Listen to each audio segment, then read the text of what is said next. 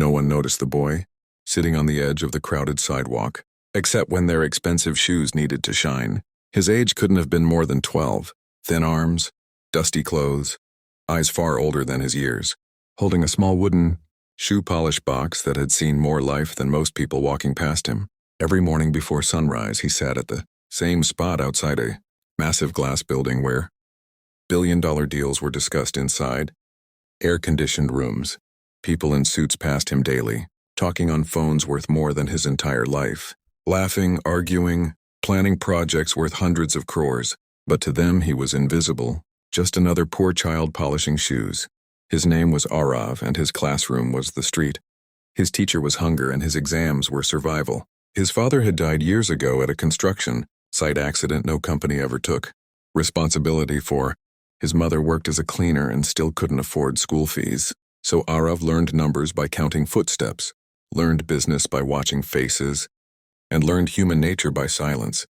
Because when you have nothing, you listen more than you speak. And Arav listened carefully every single day, especially to the men in suits who sat on the bench near him, polishing their shoes while discussing something that sounded enormous, something called Project Zenith, a project so big that even the word carried weight. They talked about deadlines, losses, investors panicking, technical failures, government pressure. One mistake and the company would collapse. One solution and they would become legends. And every time they stood up and walked away, Arav wiped the bench clean like he wiped their shoes, never interrupting, never asking questions, just absorbing everything like a sponge. Because poor children don't have the luxury of curiosity, only necessity. Days turned into weeks, weeks into months, and Project Zenith became the most repeated phrase in those conversations. It was a 100 crore infrastructure project meant to change an entire city, but it was failing badly. Sensors weren't syncing, logistics routes were collapsing, timelines were impossible, and every executive who passed Arav's bench looked more stressed than the last. Until one evening when rain poured down unexpectedly, Arav stayed under the building's shade while most people ran. A black luxury car stopped suddenly. A man stepped out furious, phone in hand, shouting at someone on the other end. He kicked a puddle in frustration, splashing muddy water all over his polished Italian shoes. He looked down in disgust. That was the first time he looked at Arav. Not through him, but at him. "Clean it," the man said harshly, tossing the shoe forward. Arav nodded silently and began working. Carefully, patiently, like always, the man continued ranting on the phone about how the entire project was collapsing because data from ground level doesn't match what's planned at the top. Those words hit Arav like lightning. His hands froze for a second, because he had heard this exact problem discussed dozens of times. He had watched delivery trucks stuck daily because of wrong route planning. He had seen construction material arriving late because roads were blocked. He had seen workers idle because machines arrived before foundations were ready, all because people sitting in offices never saw the ground reality. Arav swallowed hard, fear battling courage inside him.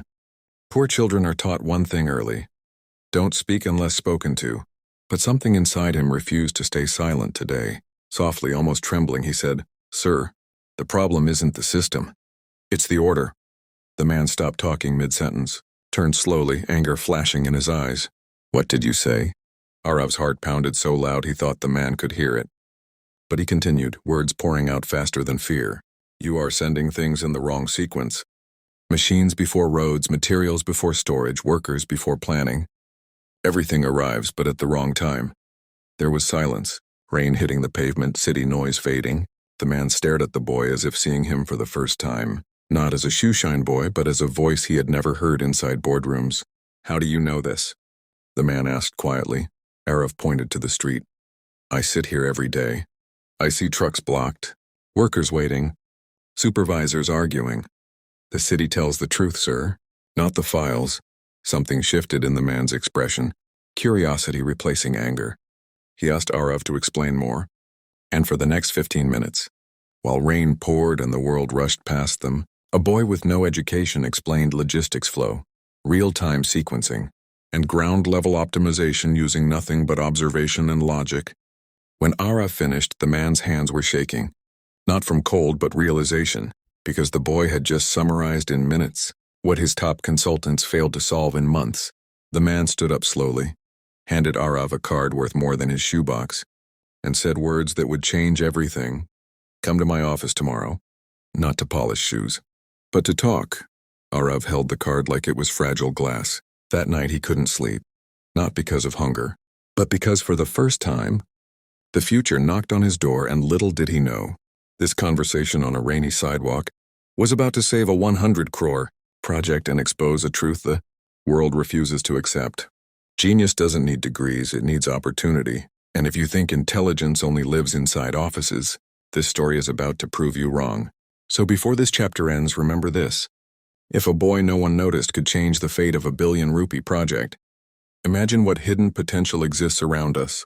And if stories like this move you, inspire you, and open your eyes, make sure you subscribe to the channel, because what happens next will completely change Arav's life and the destiny of Project Zenith.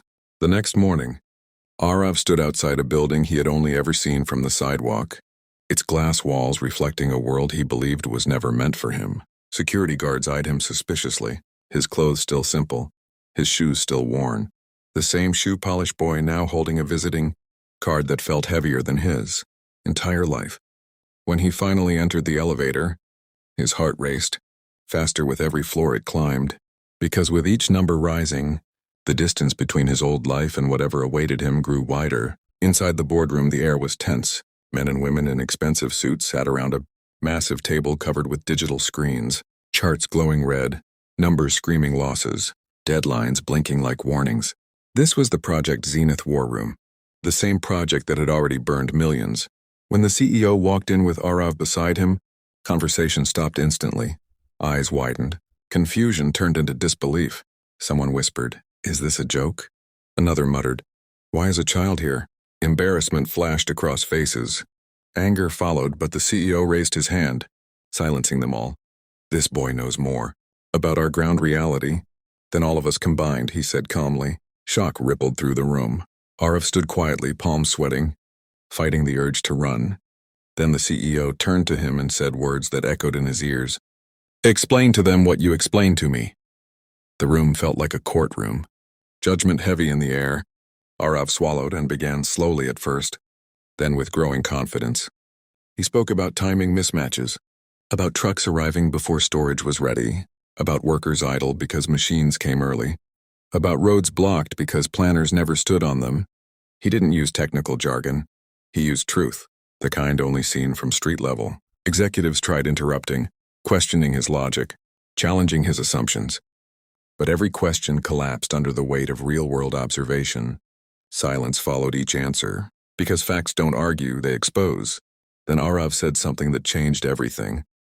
"You are planning the project from top to bottom, but cities work from bottom to top." One executive laughed nervously. Another leaned forward.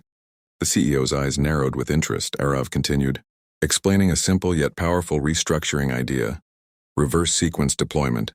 Build access before assets, test microzones before scaling. Align deliveries with real-time street conditions instead of static reports. The room went completely quiet. One senior consultant slowly stood up and whispered, This solves the delay loop." Screens were recalculated. Timelines shifted. Red numbers turned yellow. Then green gasps filled the room.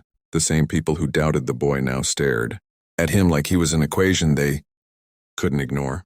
Within hours, emergency calls were made. Teams were restructured. Orders reversed. Implementation changed overnight, and for the first time in months, Project Zenith moved forward without resistance. Days later, results poured in. Losses stopped. Efficiency surged. Deadlines realigned. Investors calmed. Government pressure eased. The project that was once declared almost dead was now being called a case study. News never mentioned Arav. Headlines praised leadership, strategy, execution, but inside that boardroom, everyone knew the truth. The CEO called Arav again, this time privately, and asked him a simple question. "What do you want?" Arav looked down, then up, and said softly, "School. For me and food. For my mother." The room fell silent again, but this silence carried respect, not doubt. The CEO smiled. Not as a businessman, but as a human being. Arav was enrolled in one of the best schools in the city.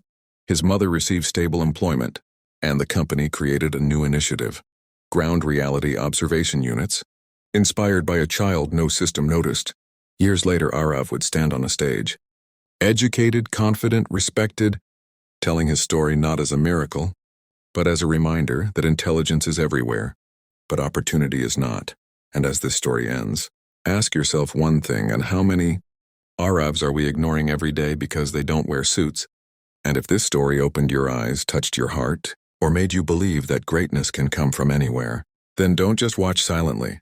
Subscribe to the channel, because stories like this don't just entertain, they change how we see the world. And the next story might change how you see yourself. Years passed, but the moment that changed Arav's life never faded. Because transformation doesn't erase roots, it grows from them. Every morning he still remembered the smell of polish, the weight of the wooden box, the way people looked past him instead of at him, and that memory became his strength, not his wound. School was difficult at first. Classrooms felt louder than streets, books heavier than brushes. But Arav learned the same way he always had, by observing, listening, connecting patterns others ignored. Teachers were stunned by his clarity, his ability to simplify complex problems into human logic. While other students memorized answers, Arav questioned systems, why they worked for some and failed for many. Scholarships followed, mentorships opened doors, and yet he never forgot where he came from. Every weekend he walked the same streets, watching traffic flows, delivery delays, crowd behavior, because cities still spoke to him, and he still listened. Meanwhile, Project Zenith became a global success story. Universities taught it, companies replicated it, governments studied it, but the real revolution was quieter. The companies knew ground observation. Units began hiring people who had never been inside offices: drivers, vendors, guards, cleaners, turning ignored voices into strategic inputs. Productivity rose not because of technology, but because of humility, because someone finally admitted that intelligence is not exclusive. News channels invited the CEO for interviews, asking about leadership, vision, innovation. But when asked about the inspiration behind it all, he paused, smiled, and said, "A boy who polished shoes taught us how to see." Arav watched that interview from a small room he now called home. His mother beside him, tears in her eyes, not of sadness, but pride. Time moved fast. Arav grew into a young man, confident yet grounded, eventually joining the same company not as a symbol, but as a strategist. Sitting in the same boardroom where he once stood silently trembling, now respected, heard, trusted, but he changed one rule forever. Every major decision required one voice from the ground, someone who lived the reality behind the reports. Because spreadsheets lie less than people, but streets never lie at all. Arav began speaking at forums, not about success, but about blindness, about how societies lose brilliance every day by confusing poverty with incapability. He said, "We don't have a talent shortage. We have an attention shortage." Those words spread faster than any viral quote, inspiring policies, programs, and young minds who saw themselves reflected in his journey. And yet the most powerful moment came one evening when Arav returned to the same sidewalk, sat down, and polished the shoes of a small boy who reminded him of himself. He handed the boy a book instead of money and said softly, "Observe the world. It will teach you." The circle closed, but the ripple continued, and as this story reaches its end, remember this: and the next idea that can change industries might be sitting silently beside you, unnoticed, unheard, underestimated.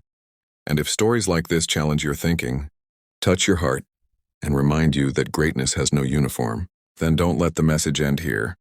Subscribe to the channel, because this is not just a story, it's a mirror, and the next story might reflect a truth you've been ignoring all along.